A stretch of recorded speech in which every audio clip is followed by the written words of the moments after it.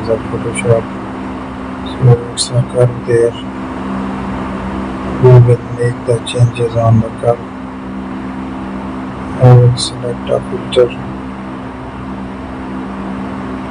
using the sketch there. Add some details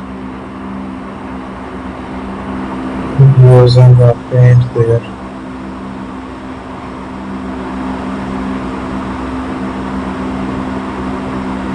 I will use the design there.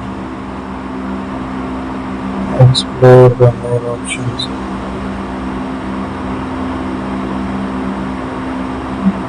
So that's it.